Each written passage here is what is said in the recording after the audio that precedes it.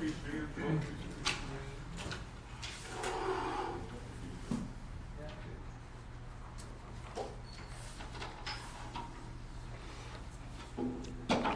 right, Shabbos, say good morning. Let us begin.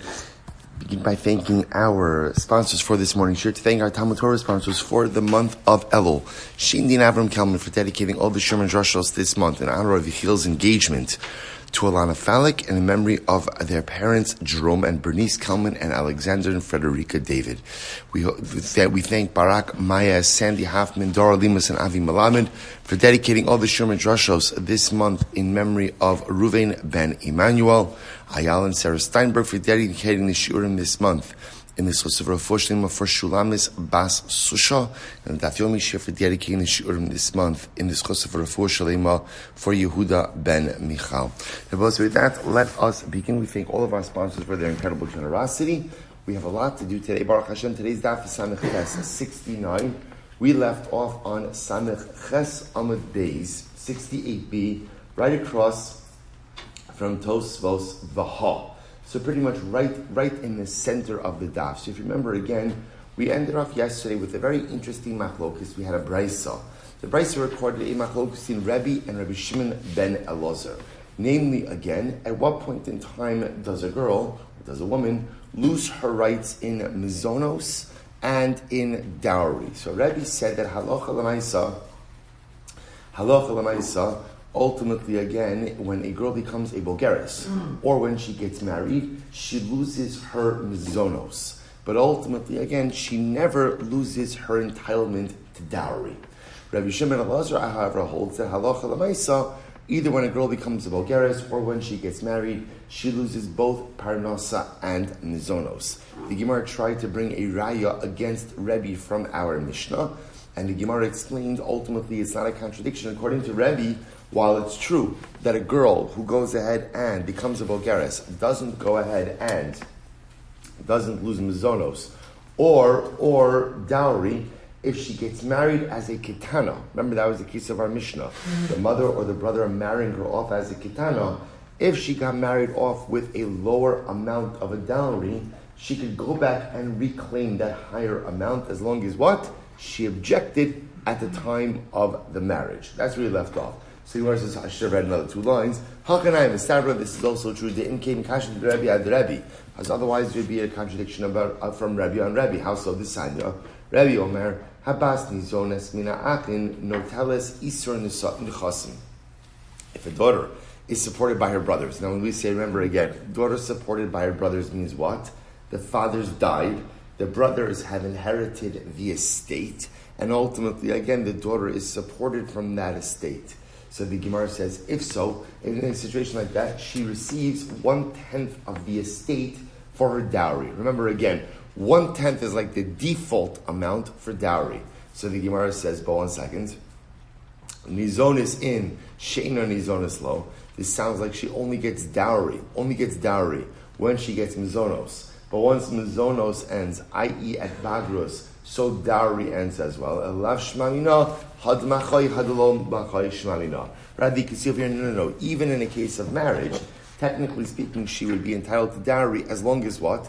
As long as at the time of the marriage, if she received a lower amount, she lodged a complaint. Good. Armali Ravina the Rava. Armali Ravada Barava Mishmech. So listen to this. Ravina said to Rava, Ravada Barava said to us in your name, Bagra ina tzricha limchos. Nises ina tzricha limchos. Bagra v'nises tzricha limchos. So an interesting statement over here. If a girl becomes a bogeres, she does not have to make a macha. She doesn't have to lodge a complaint in order to retain her dowry. Similarly again, Bagra v'nises, if she went ahead and became bogeres and got married, she doesn't have to lodge a complaint in order to go ahead and keep her. Bagra v'nises tzricha limchos. However, if she became a bogeres and got married, she does have to lodge a complaint to keep her dowry.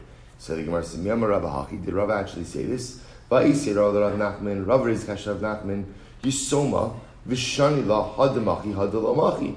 I will say again, this is what we brought up before. We brought up the case of Yisoma, and the way we resolved that that seeming contradiction is to say one was the case where she lodged a complaint, one was the case she didn't lodge a complaint, to which the Gemara says, Lo Kashya, Hadukam misuna minayu, hadulokam misuna minayu. Interesting distinction. One is talking about a case where she is receiving mizonos from her brothers, i.e. from the estate, and one is where she is not receiving mizonos from the estate. Okay. Amrafuna Amrava. So Amrabi, sorry. Parnasa in a kitnai ksuva. Supposed to say an interesting case here. Or an interesting statement. So Rav Huna says the name of Rabbi. Parnasa, let's remember again, Parnasa means dowry. Dowry is not a Tanai Ksuva. It's not part of the Tanai Ksuva. So we'll say, so what does that mean that Parnasa is not part of the Tanai Ksuva? So remember again, let's take a step back for just a moment. Look at Rashi. It's almost right across. Parnasa, Nidunya, dowry, Tanai Ksuva, Mizonos Shalbas. Shabbos, remember again, in the realm of Tanai Ksuva, there are a number of different things that are Tanai Ksuva. Right? These are stipulations that are part of the Ksuva. What's the most popular or the most well-known Tanai Ksuva? Mizonos. Right? Mizonos, that's where a man says, again, that his daughters are going to be supported by him and by his estate. That's a Tanai Ksuva. So comes along Rebbe, Rav Huna says the name of Rebbe, Parnasa or Nedunya is not one of the Tanai Ksuva. So the Gemara says, "My ina kitanai ksuva." What is that? What's the meaning of that statement? Inema di ilu parnasa tarfa mimishibadi utanai ksuva lo tarfa mishibadi.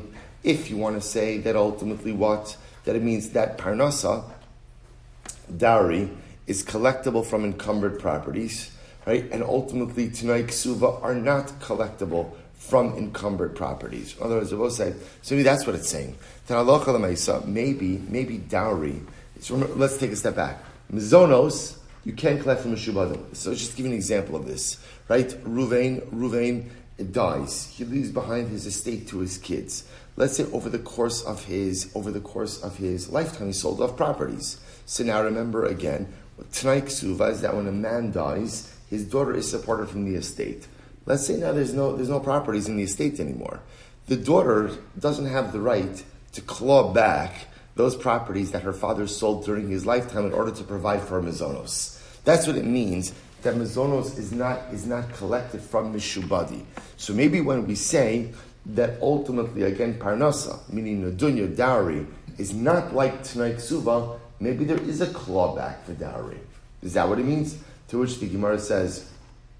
So the Gemara says, if that's the case, by Kamash Malon, Hamaisim B'chol Yom, Motzin LaParnasa, Ve'no Motzin LaMizono. So we'll say, so the truth is that we actually already know. We'll discuss this. We'll discuss this. That halacha l'maisa, there is a clawback for dowry, not a clawback for parnasa.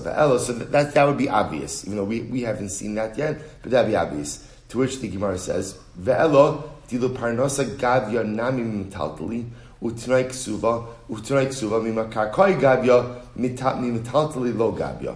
So I'll say, so maybe the other possibility is like this, that ultimately parnasa is collectible even from metaltalin. Not only is dowry collectible from karka, but it's also collectible from metaltalin, right? And on the other hand, Tanai Ksuva is only collectible from karka, not from metaltalin. Maybe that's the distinction. To which the Gemara says, "L'Rebbe idi mikva gadya." Well, that's not true because according to Rebbe, both parnasa and both parnasa and both mizonos are both collectible from metaltalin as well as karka. Desanya echa nechasim sheish lenachrayis ve'echa nechasim sheish lenachrayis motzin lemazon ha'isha ulebanos divrei Rebbe. Shabbos says, so ultimately Rebbe says explicitly in the Brisa, both of us, remember again, nechasim sheish lenachrayis means karka, land, real estate. Nechasim sheish lenachrayis is metaltalin. Both of those items are used to satisfy motzin lemazon ha'isha ulebanos, is used ultimately again to support a wife and daughters. Divrei Rebbe ve'elamai parnasa eina k'tanai ksuva. So we'll say, so remember again, we're just trying to figure out the meaning of a simple statement, right? Bryson made a statement that parnasa, dowry, is not treated like Tanai Ksuva. We're just trying to figure out what does that statement mean. Right? The Gemara says, here's what it means. L'chidisanya. Ha'omer, ayazonu b'nosav min nechasav in shomro. Listen to this. Let's say a man says, I do not want my daughter to be supported from my property. He makes that statement. I don't want my daughter to be supported from my property. What's the halacha? Ein shomen lo. In Shomelo, we don't listen to him. The Rebbe said, why don't we listen to him? Look at Rashi. 3 lines up from the bottom.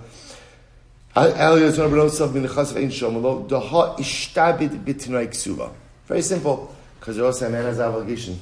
When a man signs a ksuva with his wife, a man doesn't sign a ksuva. When a man enters into a ksuva with his wife, part of the tonight ksuva is that what? He has to support his daughters. He doesn't have a right to say, I'm not doing that. On the other hand, if a man says, if a man says, I'm not giving my daughters a dowry, ultimately under those circumstances, we listen to him. Look at Rashi. So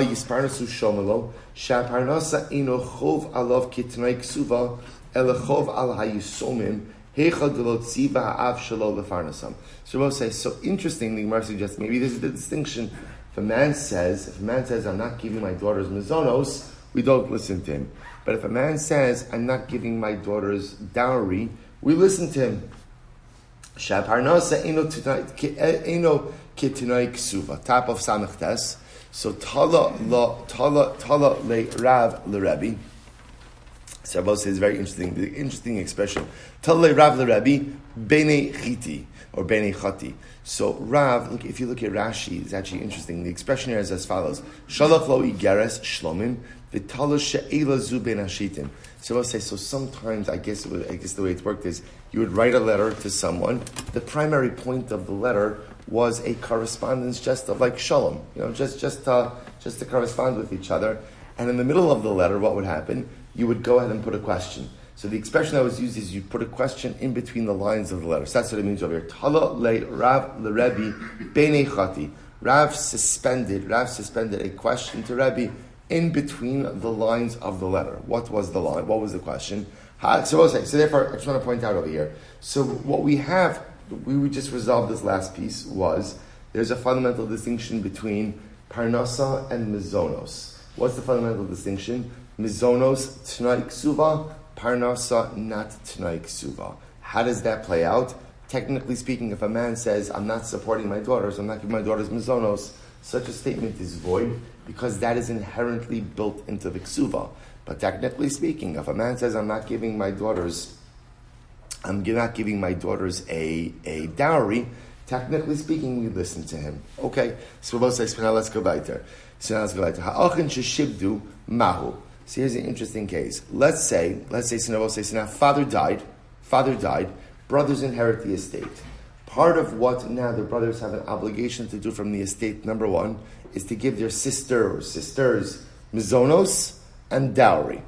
What happens if the brothers encumbered the estate?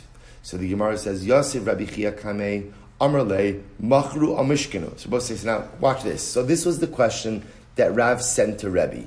If the brothers went ahead and encumbered the estate, so what rights do the daughters now have? So I will say, so now Rebbe got this question, and Rabbi Chia was sitting there with Rebbe when Rebbe received the question. And he asked him, Amrle, here's the problem, both say, so what does it mean they encumbered the estate? Amrle, Machru Amishkenu. Does it mean they sold property of the estate? Or maybe they pledged property? In other words, what are we talking about? Amrle Mai Nafkamina, Be Machru Be Mishkenu. What's the difference whether or not they sold it or they just encumbered it? So to which the Gemara says, here's the difference. Bosin leparnasa, ve'mosin lezonos. That this is what we mentioned before. We will extract property, encumbered property, sold property, to satisfy the dowry obligation, but we will not go and extract property in order to go ahead and satisfy the mizonos obligation. So that is a fundamental distinction of Rav. So we'll say, so that's why they weren't sure what was he referring to. So what was Rav referring to? Rav, im machru kami baile, nichtav le machru. Im mishkenu kami baile, nichtav le mishkenu. So now the kasha goes back and Rav, why don't you explicitly state what your question is? In other words, what are you asking? Are you asking about a case where the brothers sold or the brothers encumbered? And whatever you're asking, why don't you explicitly write it in the letter? To which the Gemara will say, interestingly enough, Rav, tarvayu kami baile. Rav was actually inquiring about both of these things. He was asking both about selling and encumbering v'savar. And here was his issue. He said as follows: Ika sivna le machru hanech. So we'll say, if Rav said like this: if I just go ahead and write about a case where the brothers sold off the property of the estate, and I just write that question, hanecha ishalach li demotziin kol shekei mishkanu. If the response back is that you could extract property from a sale in order to satisfy dowry obligations, ultimately, again, if you could extract it from a sale, you could certainly extract it, so to speak, from an encumbrance. Kol shekei mishkanu. Ishalach li emotziin. But if they send back to me that we do not extract it from a purchaser, that won't answer my question regarding someone who pledged the property. And if I write about the case of a pledged property, so if they tell me you can't extract it, all the more so you can't extract it in the case of a sale. But if they said to me you can extract it, Akati machru kamim bayali. I would still be left with the question about the case of a sale. Therefore, ichtov le shibdu demashma hachi v'hachi. Therefore, I will say, interestingly enough, Rav intentionally wrote an ambiguous lashon, which forced them then to answer him on both accounts. So therefore, I will say, what I want to point out what's happened over here is as follows. This is a dramatic halacha. So what the Gemara just said is like this: father dies, leaves behind the estate. Brothers go ahead and either encumber or sell off property.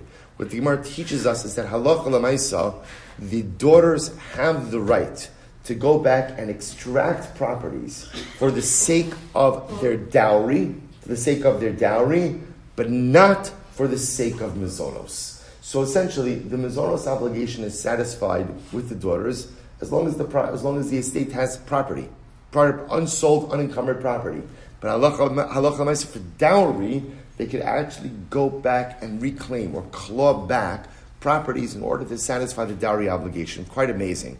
Rabbi Yochanan says as follows: Echazeh be'echazeh in motzin. Rabbi Yochanan disagrees, and he says dowry is no different than mizonos. Just like for mizonos, you can't take anything back. You can't take anything back. So to halacha l'maisa for dowry, you can't take anything back as well. Good. So we'll say Ibailu, Rabbi Yochanan. So we'll say, okay, so now we have a machlokas, Rabbi Yochanan and Rabbi. Right? Rabbi says, here's what everyone agrees with. Everyone agrees, mizonos, if the property is sold or encumbered, daughters can't take it back. Dowry, Rabbi says they can take it back. Rabbi Yochanan says they can't take it back. So here's the shaila. Ibailu, Rabbi Yochanan, lo shmiya le had Rabbi, v'yishmiya le have mekabalei. So what's the kasha? Rabbi Yochanan. Did Rabbi Yochanan hear what Rabbi said? In other words, what's the pshat? Did he hear the ruling of Rabbi, and nevertheless he still has his oppositional position, or he just never heard the position of Rabbi? But had he heard the position of Rabbi, he certainly would have gotten in line with Rabbi. So that's the shaila. To which the Gemara says, Tashma de itmar mishemes v'yaniach shnei banos uben. A man dies and he left behind 2 daughters and a son. V'kadma harishona v'natla yisr nechasim v'lo ispika shein shnia ligbos ad shemes haben. Shabbos said, this is a really interesting case. Father dies, leaves behind 2 daughters and a son. Okay, now after the death of the father, daughter number 1 goes ahead and gets married. Now, I remember again, so what's the default amount for ksuva? Default amount? 10th of the estate. So daughter number 1 goes in and gets married, takes her 10th of the estate. Good. Mazel tov. Beautiful. Next, brother dies. Now brother dies before sister number 2 gets married. I will say, what happens when brother dies? So remember again, if there are no sons, right, who inherits the estate? The girls. So now sister number 1, sister number 2 now co-inherit the estate. How do they split the estate? How do sisters split an estate? 50-50. Now watch this. So now, Rabbi Yochanan Amar Rabbi Yochanan, Shnia Vitra. Now say, listen to how fascinating the shaila is. So now we have a Yerusha question. Do we say that maybe sister number 2 should set aside her 10th that would represent her dowry amount before they divide the estate? Or do we say no? Divide the estate 50-50, and now sister number 2, she doesn't get an additional tenth. In other words, she'll just take her dowry portion from her portion of the estate. That's an interesting Yerusha Shaila. So Rabbi Yochanan, Shnia Vitra, the second sister has been mevater. The second sister has essentially yielded her dowry amount. I will say, when we say she yielded, remember, no one's asking her. What the halacha says, listen, you just inherited 50% of the estate. That's it. In other words, that's your dowry. There's no 10th allocation anymore. You just inherited 50%. Am Rabbi Chanina, Gidol Mizamru. So I will say, look here, Rashi for just a moment. Vitra, Isra Nechasim, V'lo Aminon Titel Isra Nechasim Tchila, Kimo Shenat Lazu, V'yachar Kach Yachloku, Elazu Shekin Mabnise Zochsa, Ubas Al Abbas, Ein Lo Isra Nechasim Sharishtein Shavos B'Yerusha. So I will say, so here's what's interesting. It turns out that sister number 1 will actually walk away with more of the estate. Right? Why does sister number 1 walk away with more of the estate? Because remember, she got her initial 10th of dowry, and now she's inheriting 50% of what was left over afterwards. So the Gemara says, the truth is, we've said something even bigger than this. We go ahead and we extract from purchasers for parnasa, for dowry, and not from mizonos. V'at amrit shnia vitra. So I will say, so Rabbi Chanina says it's interesting, because if we're going to say that halacha l'maisa, you can go ahead and claw back property in order to go and pay for dowry, so shouldn't sister number 2 be able to allocate her 10th first before the estate is divided up? V'misa nemale man amra. So we'll say, and if this is true, ultimately again, v'misa nemale man amra v'dilma li'olam lo shmiale. Maybe Rabbi Yochanan never heard the position of Rabbi. V'chi shmiale kabel, and maybe when he heard it, ultimately again he accepted it. V'shayni hasam di'ika revach beisa. Maybe this case is different, I will say. Why is this case different? Because since at the end of the day, sister number 2 is inheriting a large amount of property, it doesn't make sense to say that we should first go ahead and give her 10th and then go ahead and divide up the estate. Well, if that's the case, I'm going to Rav Rav Ashi will say, first of all, line El Miata, Ashki Chametzia Ba'alma Di'ika Revach Beisa, Hachinami Delo Yavina Le Isrin Nechasim. So we'll say, if that's the case, maybe what about the following situation? We'll say, let's say, similar case, or it doesn't have to be this case of where the brother died, but let's say again a girl has not yet gotten her dowry, and let's say the father sold off, or let's say the brother sold off the estate. Now what happens? The daughter finds $1 million in the street, a bag of money. I will say a bag of money. There's no simanim; it's all hers. So would we say now that she has profit, now that she has money, ultimately again she's not entitled to any kind of clawback from the estate? To which the Gemara says, no, that's not a fair comparison. Amarle, Ana Rav Chabesa Mehani Nechasim Ka'amina. See, Rabbi said, just to point out, he's saying it's different in this case, because in this case that we were just describing, she inherited 50% of her father's estate. So it could be that in that kind of case, where she, remember again, Rabbi said, what's the whole point of the dowry? The whole point of the dowry is to give a daughter a chilik in her father's estate. In this case over here, where the brother dies, and sister number 2 has not yet gotten married, does she own a significant part of her father's estate?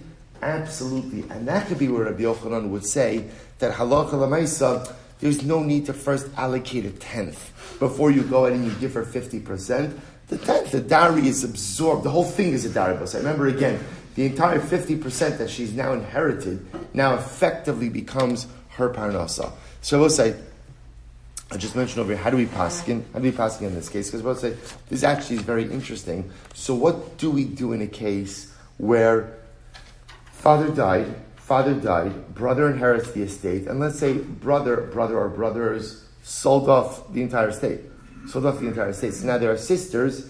The sisters now are effectively left without what? Number one, they're left without mizonos and parnosa and dowry. So what do we do? So the Rambam paskins in Hilchos Ishus, Parak Chaf Halacha Zayin, Ha'achim Shemachru, O Mishkinu Karka Aviem, Habas Torefes Min Halakuchos, Parnasasa, Kiderech Shetarfin Kol Ba'alei Chovos Min Halakuchos, Kimoshis Bar Hilchos Haba. They both say there is a clawback for dowry. There's a clawback for dowry. we're going to see, I will say this, all of these sugyas we're going to do today are all linked together. What we're going to effectively see, remember, what did we just say before? In the first part of today's daf, is there's a distinction between, or we should said that a dowry is not t'nai ksuva. Is not t'nai ksuva. So I will say, remember again, how does that manifest itself? That ultimately, again, so parnasa dowry is not t'nai ksuva. Now, we gave a number of different examples of it, but one of the examples was that for t'nai ksuva, you can't collect from mishubadin. In other words, if the brothers sold off the property of the estate, you have no recourse for t'nai ksuva. So, for example, for mizonos, ultimately, again, if the brothers sold off the estate, the girls can't go back and reclaim sold property. For dowry, they can. And that is the halacha l'maisa. So now, here we go. Halacha l'maisa number 1. Brothers sold off the property of the estate. Daughters are getting married. There's no dowry. What could they do? They could claw back sold properties. I will say the reason for that is going to become apparent in the next sugya, where I'm going to spoil it a little bit, but we'll do it inside afterwards. That's really because when it comes to dowry, the daughters are considered to be like creditors. And that's what the Rambam says over here. He says, Kiderach shetarfin kol ba'alei chovos. A daughter is a creditor when it comes to her dowry, but she is not a creditor when it comes to her mizonos. And this goes back to what we said before. Mizonos is an entitlement, right? It's an entitlement that falls under the umbrella of t'nai ksuva. So on one hand, here's the beauty of it. Because it's t'nai ksuva, it's an entitlement, it's yours. But you're not a creditor. Or at least you're not a first position creditor. Dowry, that makes her like a creditor. A creditor has clawback rights. Entitlement does not. So watch, this leads into the next sugya. Here we go. Amra Meimar. So Meimar says, Bas Yoreshes Havya. A daughter is considered to be like an inheritor. So now we're focusing specifically on the rights to parnasa, to dowry. When it comes to her dowry right, she is treated like an inheritor. If you look at Rashi, Yoreshes Havya, Isra Nechasim Shetiknula B'Toras Yerusha Takinula. The rights to dowry are like inheritance. Amrli Rav Ashi Meimar. Is that true? Is that really true? Ilu Bala Saluka Bezuzi Hachanami Dlo Matzi Saluka. I will say so. By the way, what's there in being a creditor and an inheritor? So we'll say, watch this case. Let's say, father dies. So now again, he leaves behind 2 sons and 2 daughters. So the sons go over to the daughters and they say, look, here's what we want to do. We want to buy you out. Right? Okay, for dowry, you're entitled to 1/10 of the estate. So here's the cash value of 1/10 of the estate. Can they force that buyout? So Rabbi Meimar says, well, if she is a Yoreshes, if she's an inheritor, you can't force a buyout. Why not? Because an inheritor owns a piece of every part of the estate. Right? Rabbi say that's how Yerusha works. In general, Yerusha, the way it works is when a father dies, all the children who inherit own a little piece of everything. Their ownership interests are intermingled on every piece of the estate until a formal division is effected. So therefore, if the daughter is a Yoreshes, the brothers cannot force a buyout.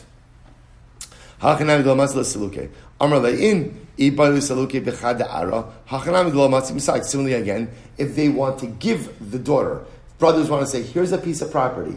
This is payment for your parnasa. They cannot force that. Amar le'in, Rav Ashi Amar, Bas Palas Chovur. Well, so Rav Ashi argues, Rav Ashi says, no. A daughter is not an inheritor when it comes to her parnasa, when it comes to her dowry. Rather, what is she? She's a creditor. Then Rabbi said, we're going to see there are pros and cons to both. Va'af Ameimar Hadrabe. Rabbi said, even Ameimar retracted his position. And Ameimar said, you're right. A daughter is really a creditor. She's not an inheritor when it comes to her dowry. Amra bin Yumi, Braid Rabin Yumi. Amra bin Yumi, Braid Rabin Yumi. Sorry. Berei Derat Nechumi. Hava Ka'im da Kamei da Ameimar. I was once standing in front of Ameimar. Va'asei hai isisal kamei. So Rabbi said, and a girl came before, a woman came before him. And this girl, this woman, wanted 1/10 of the estate. Her father passed away. She came up with her brothers. She wanted 1/10 of the estate of her father for her dowry. And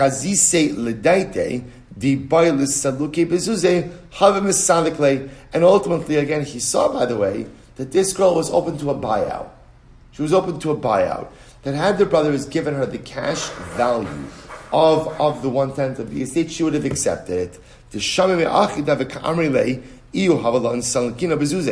ultimately he heard the brothers saying, if we had the money, we would buy you out. And ultimately Amemar heard this and he didn't say anything. Now both say, so remember again, Amemar originally said that a daughter is an inheritor. So both say, remember, if you're an inheritor, could the daughter be bought out with the cash value of her 1/10 portion? No. Right? Because an inheritor can't be bought out. An inheritor requires a chalukah, requires a division. Because an inheritor owns a little piece of everything. Now here, Amemar's coming along and he hears the brother saying to the daughter, if we had money, to their sister, if we had money, we would buy you out. And Amemar didn't object to this. The fact that Amemar didn't object to this seems to indicate to us what? That he changed his position. He changed his position and said that, a payout is permitted. Now, both say, the only way a payout is permitted is how? If you hold that the sister is a creditor and not an inheritor. Now both say, now that seems to be everyone agrees that a sister is considered to be a creditor when it comes to her dowry portion. So the Gemara says, listen to this, da'aba o da'achi. Fascinating. Is she a creditor ultimately again of the father, or is she a creditor of her brothers? Watch this. So the Gemara says, what is that? So we'll say, just before we go on, I just want to stop because we just reached a very important milestone. Again, I ruined it for you a little bit by telling you the Rambam before, but now this is all beginning to kind of coalesce, all beginning to gel a little bit. A girl is considered to be a creditor in the estate when it comes to her dowry portion, right? Which means what? Number one, what does it mean? So first of all, I'll say what it means is it's not Tanai Ksuva. That's number one. That was number one. It's not Tanai Ksuva. Because we'll say Tanai Ksuva is saying it's written. So for example, Mizonos. A girl is not considered to be a creditor with her Mizonos. It's an entitlement, but she's not a creditor. So number one, that's what it means when we say that ultimately, again, dowry is not Tanai Ksuva. It means that it's not an entitlement. She's a creditor. That's number one. Number two, what does creditor mean? If the brothers sold off all of the property of the estate, halach l'maisa, what right does the daughter have? Clawback. Clawback. She has the right to go and collect those properties. Why?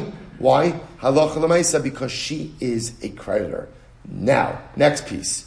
Whose creditor is she? Is she the creditor of the brothers?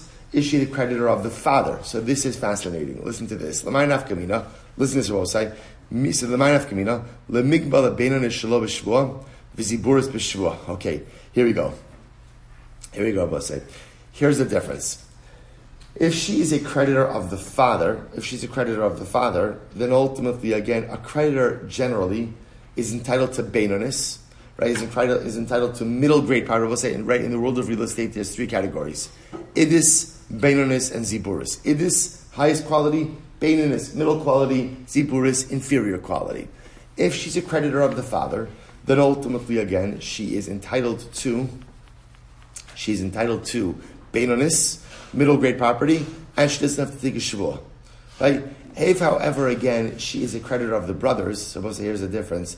Actually, take a look at Rashi. Let's see it inside. Look at Rashi. Rashi says, I'm sorry, I said it wrong.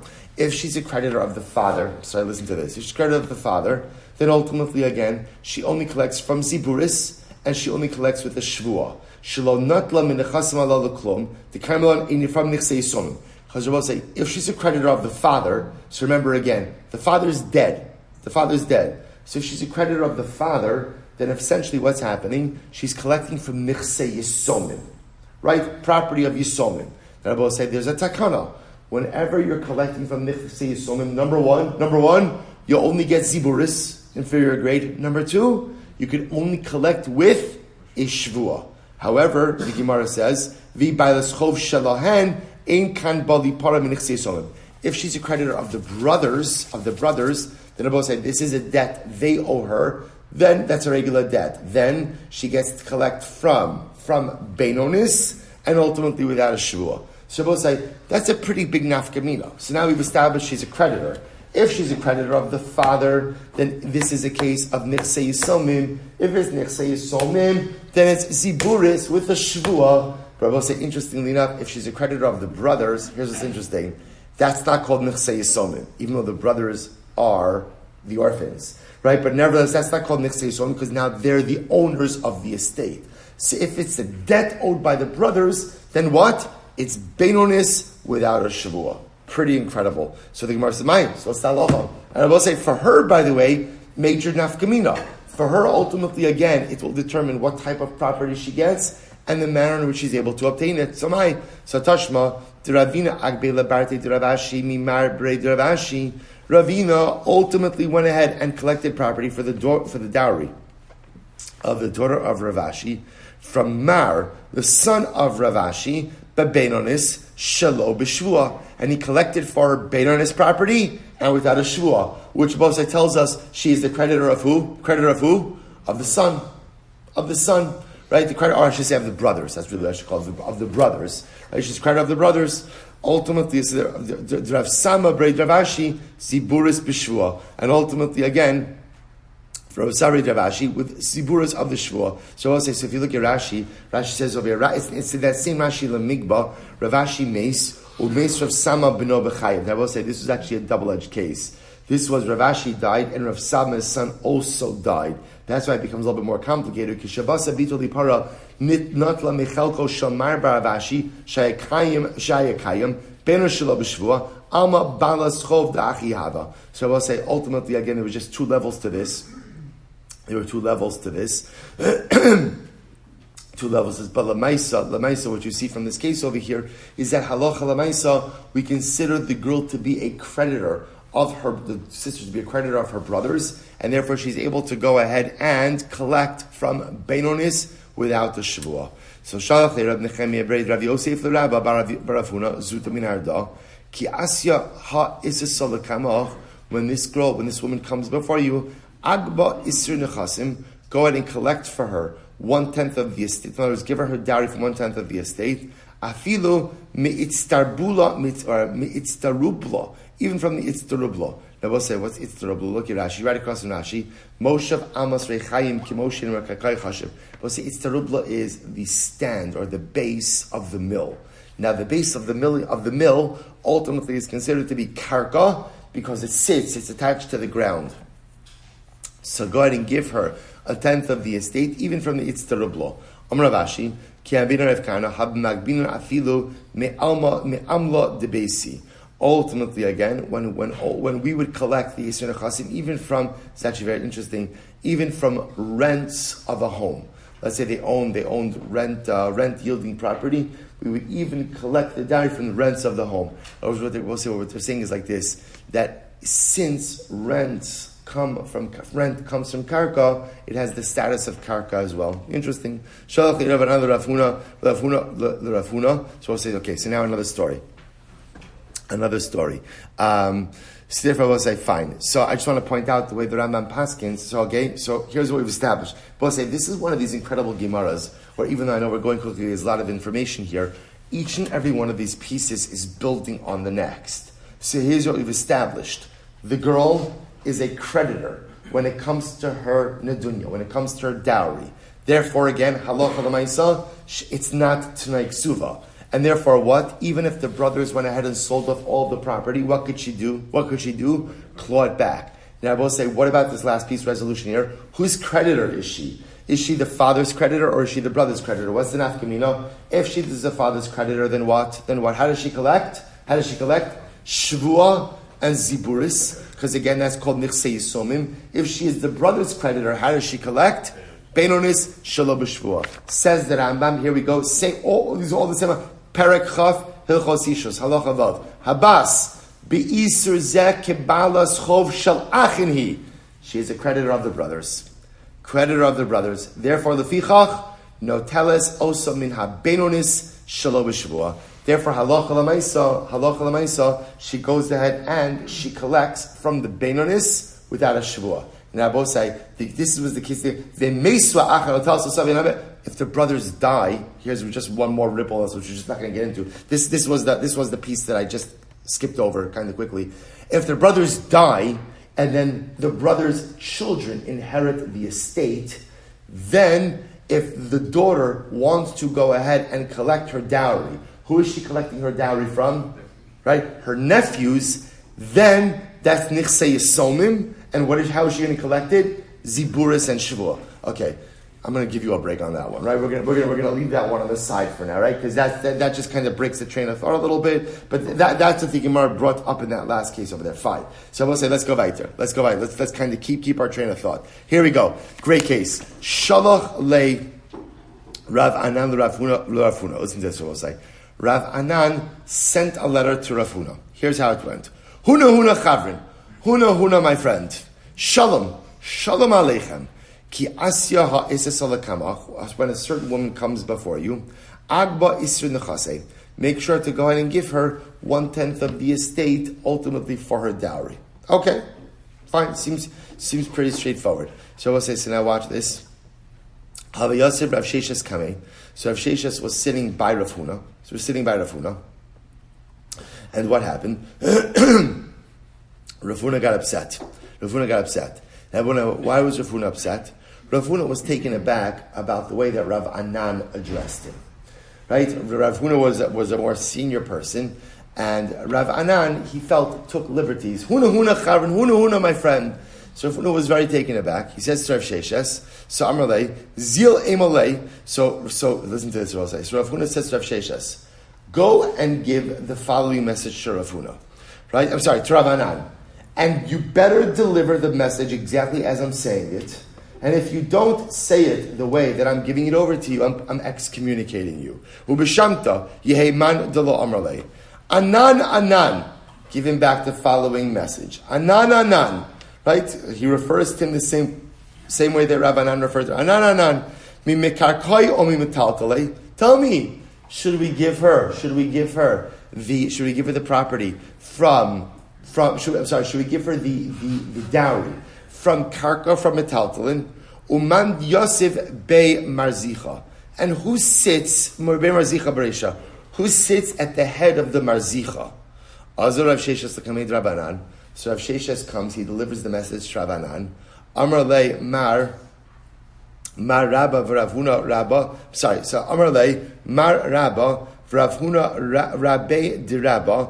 Vishamute shamis mandalo amrle. So ultimately, again, so we'll say Rav Sheshes was a little bit apologetic because Rav Sheshes felt very, that it was inappropriate for him to deliver a message like this. So he comes before Rav Anan, Amrle, Ma Rabba, you are my Rebbe. Rav Huna Rabbe Drabba, and Rav Huna is your Rebbe.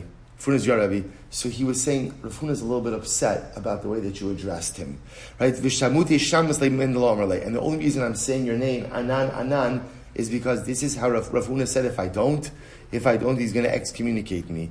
V'lav dishamute, and were it not for the fact that he was going to go ahead and excommunicate me, lo hava ka'imna anan, mikar mital. I would never have addressed the question to you like this.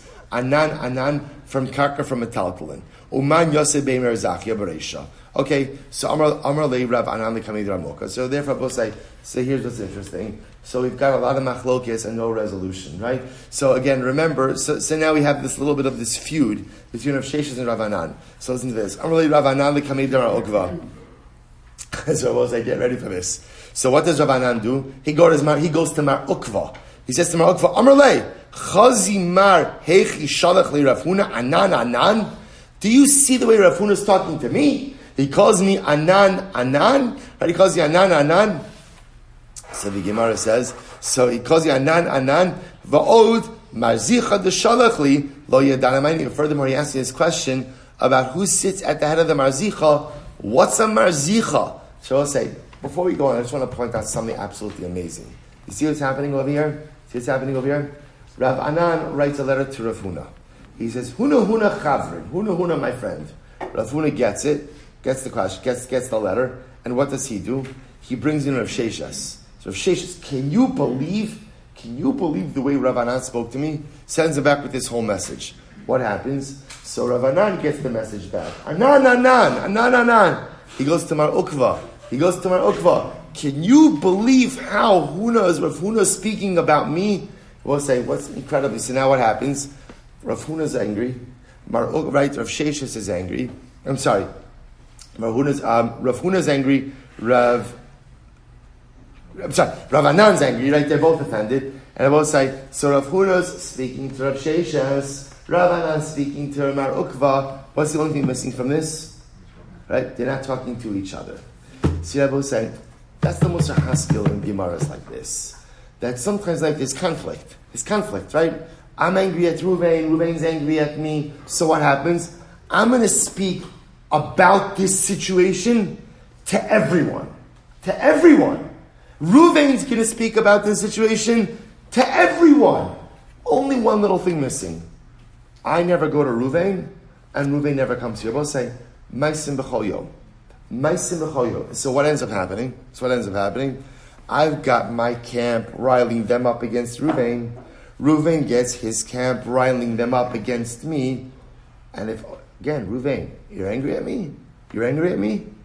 Come and talk to me.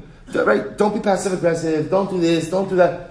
Just if there's a problem and you're angry, just come and talk to me. And I will say, but when we don't talk to each other, for some reason, it's just a fascinating human dynamic. I'm angry. I'm upset. You did something. I will do everything except confront, right? Everything except talk to the person I'm angry at, and instead this whole dynamic builds up. And of course, you know what happens, because we've all been involved in dynamics like this. Ultimately, the dynamic becomes so colossal that people just perpetuate this. It just remains like this. So people remain distant and angry at each other for prolonged amounts of time.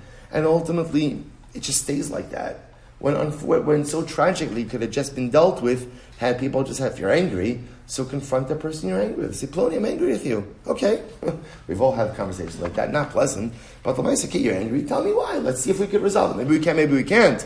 But at least we could acknowledge, at least we could deal with it with each other. So incredible. So what's what happens? So now, Rav Anan is taking this to Mar Ukva. So Amrle, Emale, easy gufa uvda hechihava. So Mar Ukva said, okay, let's take a deep breath.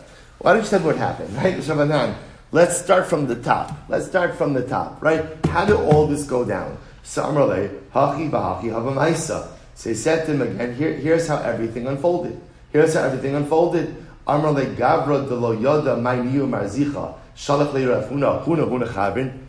Allah said, this is why in life you have to have good friends. Because what does Mar Ukva say to Rav Anan? Rav Anan, a guy who doesn't know what a marzicha is, you should not be calling Rav Huna by his first name. Rav Huna is not your buddy. Right? If you don't know what a marzicha is, because also remember again, in the letter, or it wasn't a letter, it was a message back to Rav Anan with Rav Sheshes, and I will say this was Rav Huna's shtach. Rav Huna says back to Rav Anan, by the way, who sits at the head of the marzicha? So you have to imagine the scene. So Rav Anan walks into Mar Ukva, and he's all up in arms. Can you believe it? Huna says to me, calls me Anan. And then he has the chutzpah to ask me, who sits at the head of a marzicha? By the way, what's a marzicha? Rav says, listen, buddy, that's not a direct quote. If you don't know what a marzicha is, you probably shouldn't be calling Rav Huna by his first name. I will say, that's a chaver. So Mar Ukva was a friend, and what does he do? He calls out Rav Anan. You made the mistake. You should not be calling Rav Huna, my buddy. Right? Huna, my chaver. Huna is not your chaver. Right? Rav Huna is one of the Gedolei Adar. And obviously he's a great Talmud Chacham than you are. Don't speak to him in familiar ways. Right? You made a mistake here. So by the way, the Gemara says, okay, got it. My marzicha. Says the Gemara, what is a marzicha? Right? So what is that? So the Gemara says, marzicha is an avel. Marzicha is a mourner. So listen to this. T'chsev, Ko amar Hashem, al tavo beis marzach. Do not come to the house of mourning. So I'm Rabbi Avo. So we'll say, so what does it mean? So we'll say, so let's take a step back. Okay, so now we hopefully diffuse the situation. We'll say, what's missing from this exchange? What's missing? What happened next? Right, so we'll say, so did Ravanan go back? Did Ravanan not go back? Was Rafun Makabla? Who knows? Which I will say is the way so many stories of conflict end without resolution. And it doesn't have to be that way. It doesn't have to be. We all have pockets of conflict in life. So it doesn't have to without resolution. But so many times in life, it does end with it. It ends without resolution and it lingers. So did they reconcile? Did they not reconcile? The Gemara moves on. How do I know that the Avel sits at the head of the table? And I will say, when people come to be Menachim Avel, right, that the Avel sits at the head. How do we know that? Shneimar Ev Chardakam ve'eshev rosh ve'eshkom kimelech begdud kashavelim yinochim. So we'll say yinochim. When it says yinochim, achir mashma sounds like others are comforting. Avram Nachman Bar Yitzchak yinucham ksiv. Okay, Marzucha Omar mehacha v'sar marzach siruchim, which literally means ultimately again excessive mourning is coming their way. Mar v'zach na'aseh sar l'sruchim. The one who is mar ezach. We'll say mar means bitter, zach means detached, ultimately becomes the head. Amar Rav Hilchos. So we'll say, so that just means, by the way, that when an Avel is being comforted, right, when people come to visit the Avel sits at the head, which is an interesting dynamic by itself. Here the Avel is suffering, but yet he is given a prominent place among those who come to comfort him. Okay?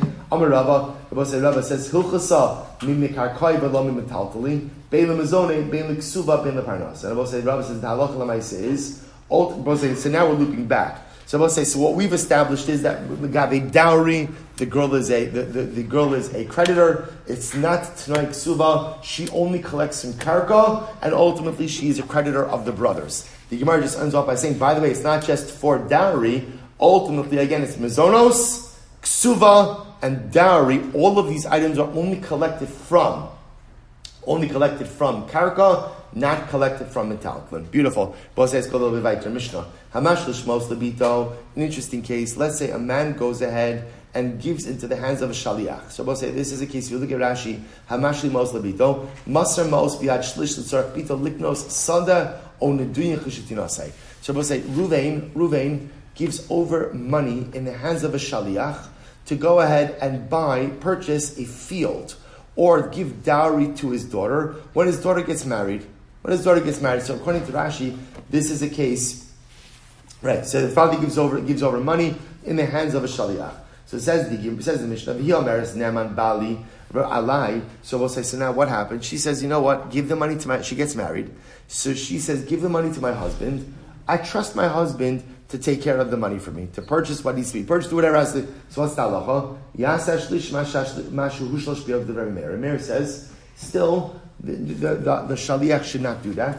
Rather, the shaliach was entrusted with a particular agency, and he should execute the agency as tasked. He should purchase the property on behalf of the girl, give it to the girl as her dowry, right, as her parnasa, and not give it over to the hands of the husband. Rabbi Yossi says, I don't understand. So therefore I will say, Rabbi Yossi says, just give the husband the money. Because anyway, what's going to happen?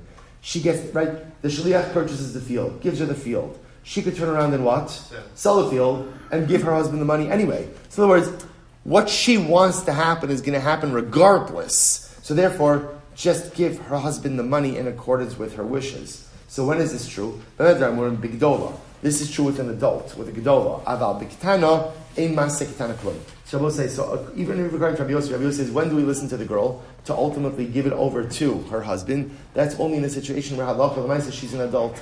But if she is a ketana, then ultimately we keep the money in the hands of the shaliach, because the actions of a ketana are halachically not binding. So we'll stop over here with the Gemara. We'll pick up with this Gemara tomorrow. Shkoyach.